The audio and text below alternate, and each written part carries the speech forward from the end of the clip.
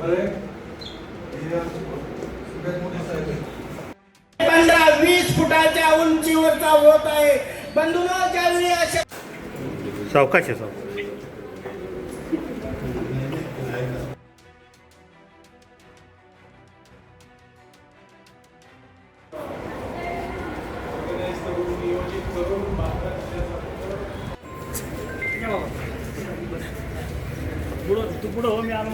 आणि त्यावेळेस त्यांची परिस्थिती कशी?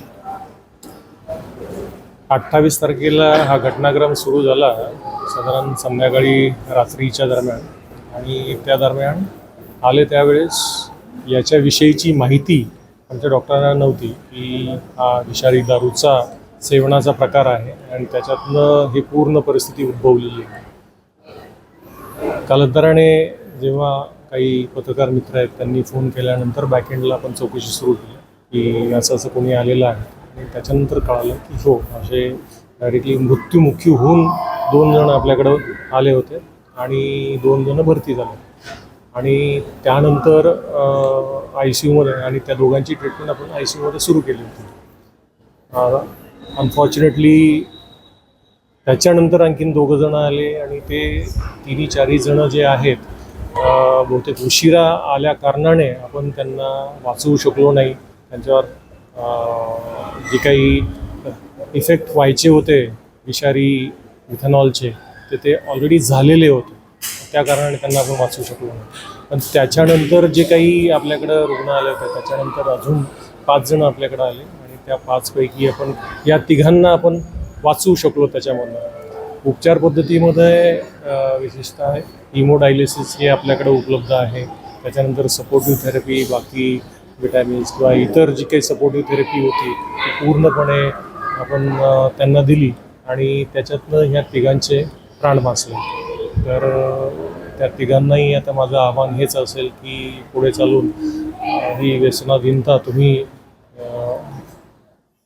करू नका, आणि इतरांनाही त्याच्यापासून मुक्त राहण्याचा संदेश द्या. प्रकरणामध्ये होते कशा पद्धतीने हे उपचार पूर्ण करण्यात आले आणि किती पेशंट खरं तर या संपूर्ण रुग्णालयामध्ये दाखल झाले? प्रथम आव्हान तर तेच की कुठलं विष होतं, टॉक्सिन कोणत्या प्रकारचं होतं हे समजत नव्हतं. परंतु पहिले 2 जेव्हा मृत्युमुखी पडलेले पेशंट आले होते त्यावेळेस, पण त्यानंतर जेव्हा पेशंट आलेत, एकूण आमच्याकडे 11 पेशंट आले, त्यापैकी 2 मृत्युमुखी पडलेले आणि 4 अत्यंत सिरियस, जे की पहिल्या 4 तासातच त्यांचाही मृत्यू झाला. ICUत आम्ही घेऊन ॲडमिट करून ट्रीटमेंट सुरू करेपर्यंत. त्यावेळेस मला ह्यांचा सगळ्यांचा कॉमन सोर्स एक समान दारू पिल्याचं कळालं. त्या दृष्टीने जेव्हा तपासणी सुरू केली तर त्यामध्ये त्यांना मेटाबॉलिक ॲसिडॉसिस म्हणतात, सिव्हिअर मेटाबॉलिक ॲसिडॉसिस आढळून आलं. ताबडतोब आम्ही हिमोडायलिसिस करण्याचा निर्णय घेतला, आणि तसंच त्याच वेळेस त्यांचं दिसायला कमी होणे, BP न लागणे, पल्स कमी असणे, ह्या सगळ्या गोष्टी होत्या. त्यातून म्हणजे त्यासाठी आवश्यक असणारे ट्रीटमेंट उपलब्ध करून आम्ही ताबडतोब सुरू केले. वरिष्ठ पातळीवरून पण आम्हाला सगळीकडून सपोर्ट होता, commissioner sir, additional commissioner sir, रेमोट सर, डीन सर, सगळ्यांकडून. आणि खरं तर त्या ट्रीटमेंटमध्ये आमचे Soni sir, Niranjan Pathak sir, Rahul sir, Ram sir, ह्या सगळ्यांनी आणि त्यांच्या टीममधील रेसिडेंट लोकांनी म्हणजे युद्धपातळीवर तिथे हजर राहून सतत त्यांचा पाठपुरावा करून त्यांना बरं करण्यात यश मिळालेलं आहे. औषधोपचार याच्यामध्ये करण्यात आले. कशा पद्धतीने कोणते इंजेक्शन वापरले? सर्वप्रथम हे ज्यावेळेस कळालं त्यावेळेस मेटाबॉलिक ॲसिडोसिसला हिमोडायलिसिस नावाचा एक प्रकार असतो. तर हिमोडायलिसिस केल्यानंतर आणि त्यांना सदर रुग्णाला आपल्याला अँटीबायोटिक लागले, त्याच्यानंतर काही कफ पातळ व्हायचे काही औषधं होते. तर हे सर्व काही औषधं आपल्याकडं वायसीएममध्ये उपलब्ध होते. त्यांना भारीचे अँटीबायोटिकसुद्धा माननीय आयुक्त साहेबांनी सगळा त्यांचा तसा संदेश होता की तुम्हाला काय लागेल ते बिलकुल अवेलेबल करून देऊ.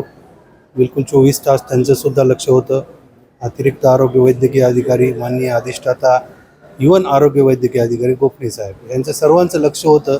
आणि हे टीमवर्क आहे. आणि माझ्याबरोबर जे काही उभे आहेत माझे सहकारी मित्र, माझे रेसिडेंट डॉक्टर, त्या बाजूलासुद्धा जे काही डॉक्टरांनी मला आमच्या सर्व या अथक टीमनं पूर्ण प्रयत्न करून हे काही जे घडलं ही जी दुर्दैवी घटना आहे, पण ह्याच्यामधून नाही का जे काही रुग्ण ज्यांना आम्ही आता शुभेच्छा देणार आहे आणि आमच्या विभागाने ऑलरेडी शुभेच्छा दिल्या आहेत, त्यांनी आम्हाला असं आश्वासन दिलं आहे की इथून पुढं आम्ही तर घेणार नाही आणि ह्याचं पूर्ण नाही का सर्वांनाला जे कोणी घेत असेल त्याचे नाही का आम्ही त्यातून कसं वाचलो हे तुम्ही त्याच्यातून ते प्रबोधन करणार आहे, ते स्वतः केलं त्यांच्यावर जी बितली गोष्ट ते सांगणार आहे सगळ्या समाजाला.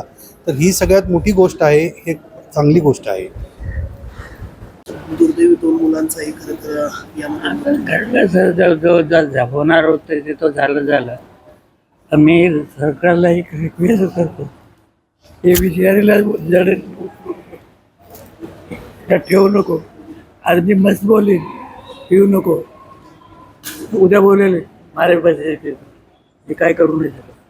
हे सरकारला विनंती करतो, ते बिचारे दारूला जडणे उपकून बेका तेवढी माझी. आणि तुला केव्हा त्रास सुरू झाला? आणि सकाळी झालं तर बाथरूमला गेलतो, थोडं सफेद दिसत होतं. अपोला खाली आलो, अख्खं डोळे बंद व्हायला लागले. मग जे माझे मित्र आहे ते सगळे रिक्षावर घेऊन आले. सोनी इथं आलो, मग मला इलेक्शन टाकलं, वरती आयुष्यामध्ये टाकलं. म्हणजे सोनी सरांनी जेवढं टीम लोकांनी मदत केली की एवढं कोणी नाही करू शकत. यांच्यामुळे मी वाचलो फक्त असं एवढं म्हणतो. जे एवढं पण दारू धंदे जे हालभट्टी बिटबिट्टी येणार सगळे परत भेटायला पण पाहिजे नाही. कोणाला पण आवडू म्हणतो, फक्त दारू पिऊ नका. आणि कोणाला आपण सांगू शकत नाही. आपण पण बोललो जाऊन, मित्र जरी बोललो भाऊ ते दारू नको पिऊ, तू आपल्या मला नाही भाऊ मी माझ्या पैशाने पितो, तुझ्या पैशाने थोडी पितो, आपण त्याचं पुढं काय बोलू शकत नाही. फक्त म्हणून दारू पिऊ नका. आणि जेवढं चांगलं ना सरकारला आवडं म्हणतोय हालपट्टी पूर्ण बंद करून टाका बस. तुझंही वय कमी आहे, काय तरुणांना सल्ला देशील तू यातून वाचणार? मी तर मरता वाचले. तुम्ही पिऊ नका अशी दारू, कारण की लय डेंजर आहे दारू, लय त्रास होतो. तुला काय काय त्रास होतो? मला झोपलं, सकाळी उठलो एकदम घाबरट झालं की कसं तरी होत होतं. नंतर थोड्या वेळाने उलट्या व्हायला लागल्यानंतर दम बसला, चालायलाच नाही येत होतं. त्यानंतर पण पांढरं दिसायला लागायचं, एकदम काहीच दिसत नव्हतं समोर.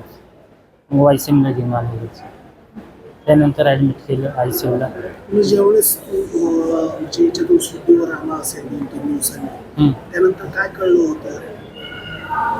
काय आहे, मला तर असं कळलं की मी मेलच होतो म्हणून. नंतर माझं पश्चाताप झालं की नाही आपलं चुकीचं केलं दारू पिऊन. त्याच्यानंतर तर कधी पिणार नाही आता. किती जण त्या अड्ड्यावर दारू प्यायला असेल? ते कोण बघते आता तेवढे लोक येतात जातात, लोक येतात.